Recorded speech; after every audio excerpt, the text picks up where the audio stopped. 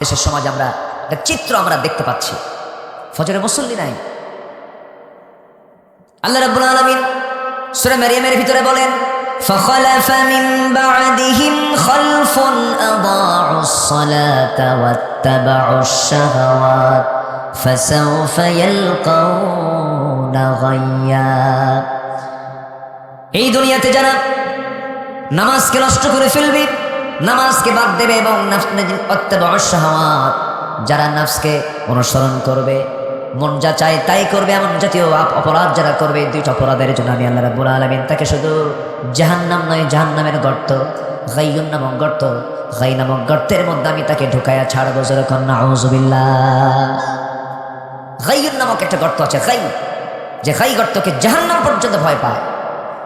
ইমাম কুরতুবী বলেন যে গাই নামক গর্তটা তো ভয়ঙ্কর যে জাহান্নাম পর্যন্ত এই গাই গর্তের নাম শুনলে ভয় পায়।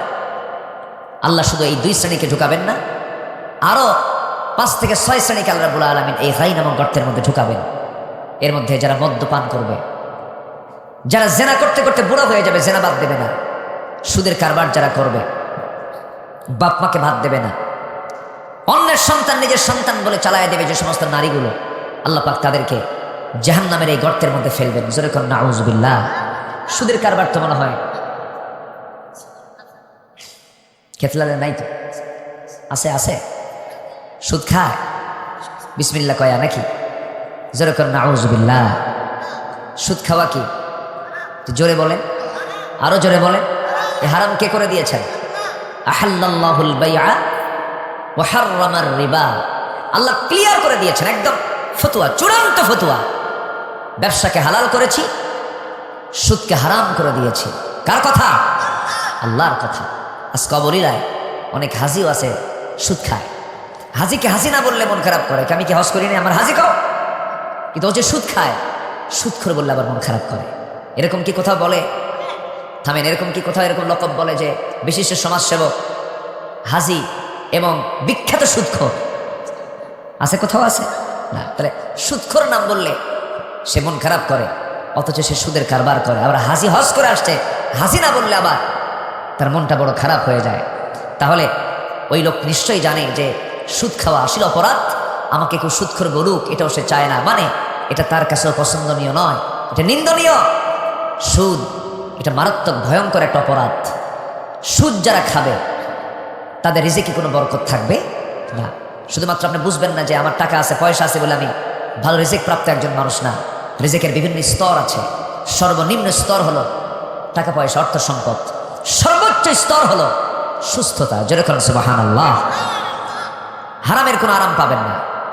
বনের সম্পত্তি মেরে খাবেন, মেরে খেয়েছেন 2 কোটি টাকার বনের সম্পদ, আপনার পেটে এমন এক টিউমার হবে যার দাম 4 কোটি টাকা, আরো 2 কোটি নামায় ফেলবে। কি কথা কি বুঝতেছেন আপনারা?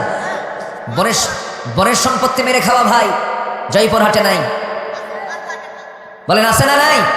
আচ্ছা, নিজের বোনকে যে মার পেট থেকে সে জন্ম নিয়েছে, মায়ের পেট থেকে আসা, একই মার পেট থেকে আসা বোনকে সম্পত্তি থেকে মাহরুম করে এমন সহোদর ভাই আছে না?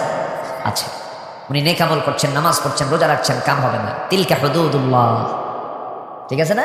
একদম আল্লাহ ধরে ফেলবেন, এটা আল্লাহর সীমা। আল্লাহ বলছেন খবরদার, লিযযাকারি মিসলু হাযযিল উনসাইন। যার যে প্রাপ্য, আল্লাহ পাক আগে মেয়ের জন্য আগে সম্পদটা বের করে দিয়েছেন, আগে নারীর জন্য আল্লাহ পাক সম্পদটাকে বের করে। লিযযাকারি মিসলু হাযযিল উনসাইন, আগে মেয়ের, তুমি পাবে 2 ভাগ, মেয়ে পাবে 1 ভাগ, বোন পাবে 1 ভাগ, এটা দিয়ে দাও। প্রত্যেক সম্পত্তি তুমি 2 বিঘা নেবে, বোনকে 1 বিঘা দিয়ে দেবে। তুমি যেদিন নেবে সেই দিনই বোনকে দিয়ে দেবে। এটা কার কথা? ভাই যেদিন পাবে বোনও আস্তে খাও। বোন কোনদিন পাবে? এক যুগ পরে,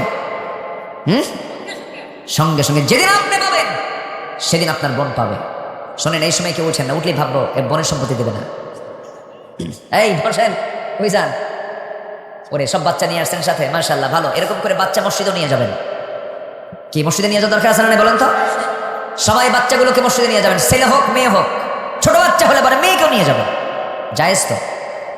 বাচ্চা মসজিদে নিয়ে যাবেন, ওরা কাঁদবে, হাসবে, খেলবে, হাঁটবে, নাচানাচি করবে, কান্নাকাটি করবে, হাসবে, কিচ্ছু বলতে পারবেন না। ওরা নামাজ থেকে নামাজ শিখবে। জোরে বলে সুবহানাল্লাহ। জোরে বলি সুবহান।